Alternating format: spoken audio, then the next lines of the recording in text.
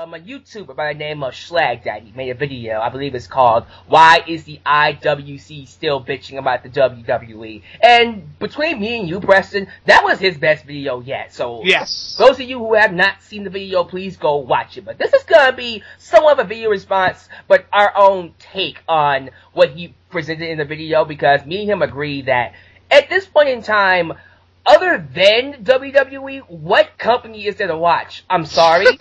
TNA is crap. I don't care what excuse you give me. The company is just shit right now. Nothing's going on with that company. ROH is not as bad as TNA, but what's happening in ROH right now? They don't even have a champion right now, dude. ROH basically doesn't exist. Let me put it to you that way. Is ROH in the news? No. Yeah, screwing their wrestlers on merchandise. Yeah, that's in the news. But yeah, fuck Ring of Honor.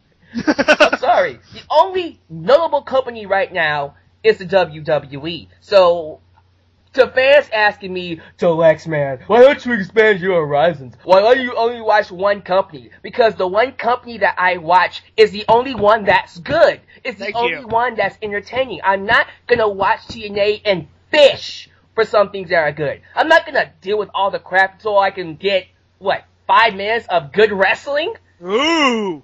No, WWE is doing everything we can ask for right now. And you know what? I did a video, my problems with the WWE in 2013, where I listed all my issues with the company. So what we're going to do at the beginning of this video, Preston, we're going to address every single one of those issues, and I guarantee you right now, they pretty much fixed all of them except one or two. So, My first problem was bland, unrelatable, weak baby faces. Well, let's take a look at the baby faces we got right now. Daniel Bryan, who apparently right now is the face of the WWE. Yes. CM Punk, Dolph Ziggler, Christian, the Usos, Caitlyn, Cody Rhodes, Kofi Kingston, Mark Henry. Your boy Rey Mysterio is returning. We'll get to him in a second. We'll get to that. And Rob Van Dam. I mean, did I miss anybody? Shit.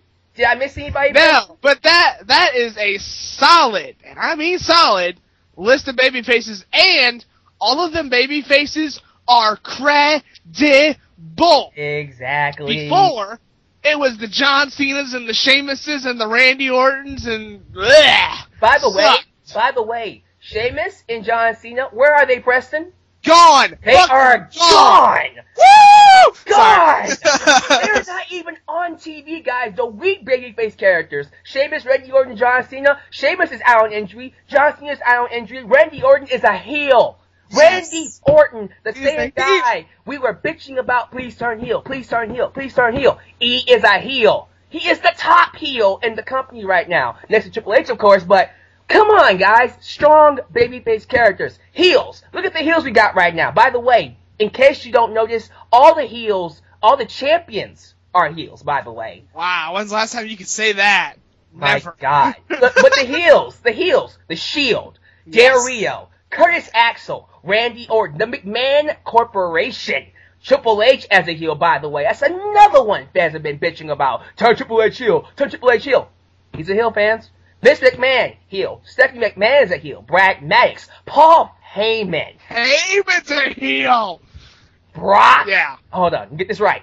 Brock Lesnar, Wade Barrett, AJ Lee, Damian Sandow, who's Mr. Money in the Bank. Fandango, Ryback, I don't personally like that right now.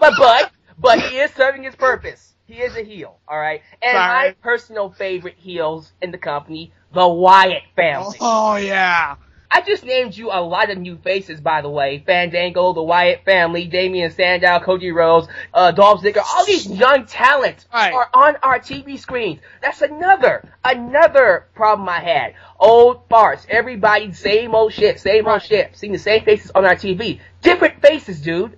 Come on.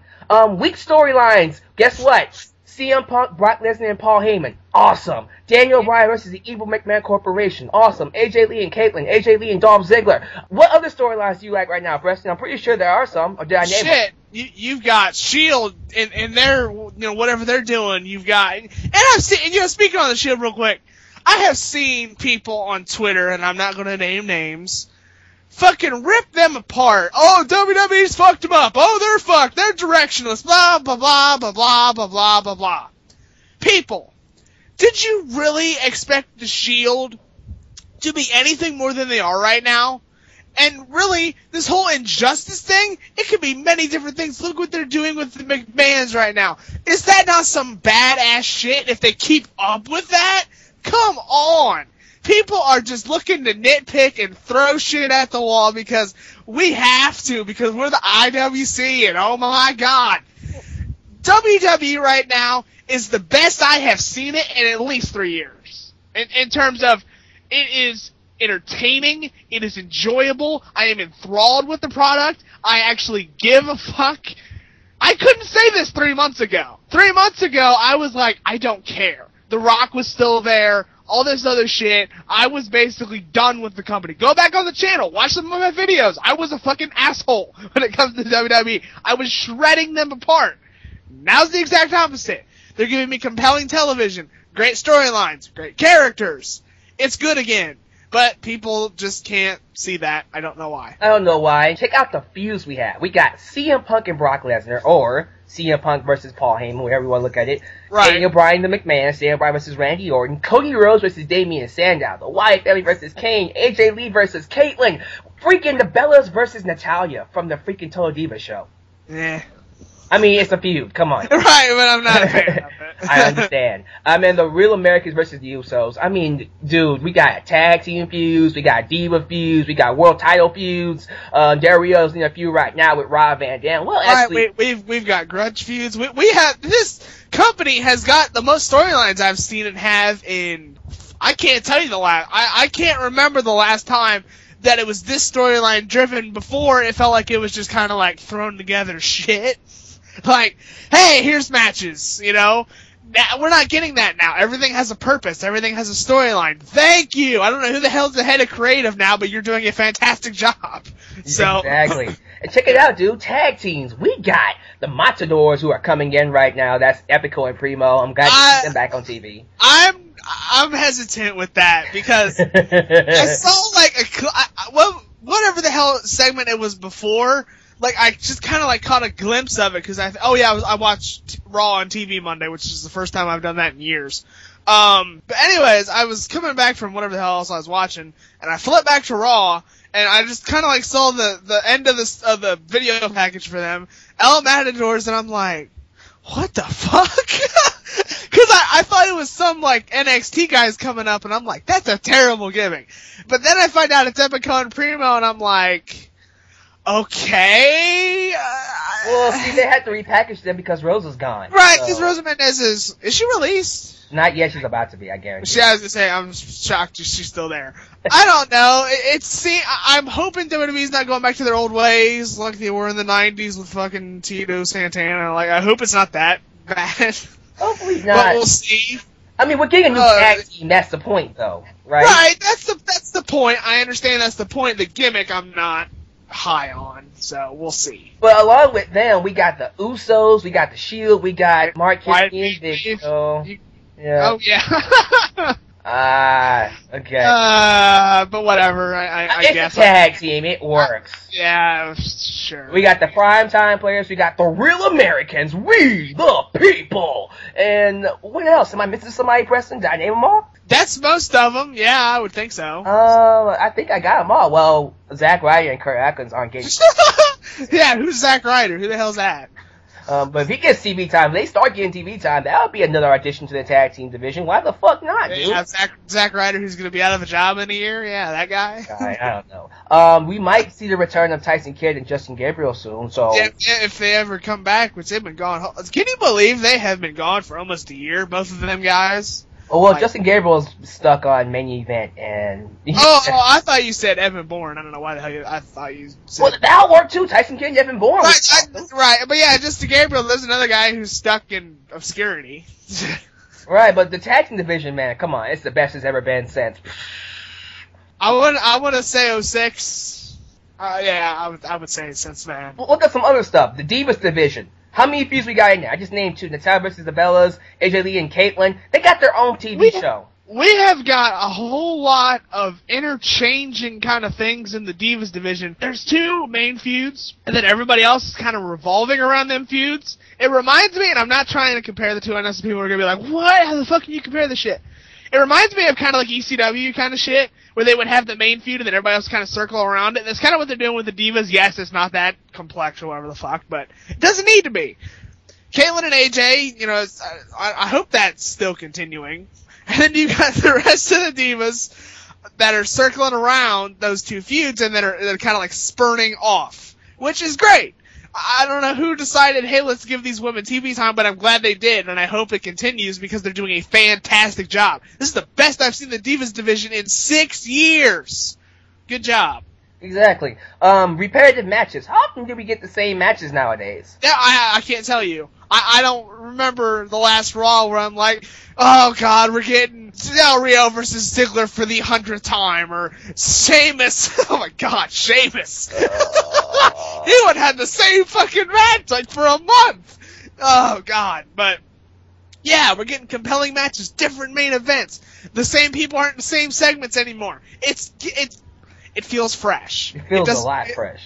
It does. It feels alive. It doesn't feel like a corpse anymore. It feels like they're giving some effort, and it feels like there's different, you know, matches and all kinds of stuff. And it seems like it's getting back to that point where it kind of like is like anything can kind of happen kind of deal. It's like, unpredictable. Oh my god. Yes. I know, amazing. Can't predict it anymore. I think that's pissing fans off too. They're so used to being able to predict WWE that when they can't, oh, this guy's gonna win, and that guy's gonna win, and this storyline's he's turning heel, but guess what? WWE's throwing you curveballs, and you're like, fuck, I can't figure it out. Keep on watching too. The championships just feel a lot more important before they used to. I mean, look at the titles right now. WWE title is being involved with Randy Orton and Daniel Bryan. The world title, as of right now, I don't know if this is true, but the upcoming feud for Night of Champions right now is a fatal four-way with Ziggler, Del Rio, Christian, and Rob Van Dam. It depends on how they do it. How it's executed, exactly. I get you. Right. The match sounds awesome. Yeah. Right. The Divas title actually had a feud between Caitlyn and AJ. Can't complain about that. Tag titles, the Shield and U.S. title, again, the Shield's dominant, so what else can we complain about? And the IC champion, Curtis Axel's with Paul Heyman, dude. All the titles feel important, and they're being used to advance storylines and help upcoming talent as well. The only thing that I have to complain about right now is the horrible commentary. The commentary is the only thing that sucks right now. It is. You're right. I mean, other than that, what else is I complain about? Oh, the WWE likes to showcase big, roided freaks who are muscle-headed guys who have no charisma. I want you to show me them people. I want you to show me the Rob Terrys. And I don't know why the hell I said Rob. Well, Rob Terrys. Right? He's a great example. Who was the guy who was with fucking Ziggler? Biggie Langston. No, not him. There's another guy. Oh, God. Mason Ryan? Yes, that's it, Mason Ryan. He's gone, basically. Oh, yeah. He hasn't been on TV in like year and a half. Yeah, Biggie Langston's the only one I can think of, really. Oh, but WWE just big store. Look at the locker room, people. It is the lightest it has ever been. Look at the main events. Good lord. Fuck. And this is compared to 2007 when Vince said it was the lightest it's ever been. It's even lighter now. Okay? You have what? Mark Henry, Big Show, Khali, I guess. Kane, maybe? Biggie Langston, Cena. I can count them on one hand almost. Everybody else is like, nothing compared to them guys. Around the 200 range, right? Exactly. Yeah, 250, whatever. You got the heavyweights and shit like that. But this stigma or this stereotype surrounding WWE and pro wrestling is slowly but surely, thank God, dying, and I'm glad it is because I'm sorry, the days of the Billy Grahams and the Hulk Hogans is fucking over, and it deserves to be over. I don't care God how big of legends they are. That was 30 years ago. It's over. Live with it. I'm glad it's over because guess what? I want athleticism, Not fucking, it's Hulk Hogan, brother! Brother! Ultimate Warrior! Like, I'm glad that shit's over, and I love Warrior. But, fuck. Those days are over. It's the days of the Daniel Bryans and the Dolph Zigglers. It's the days of wrestling.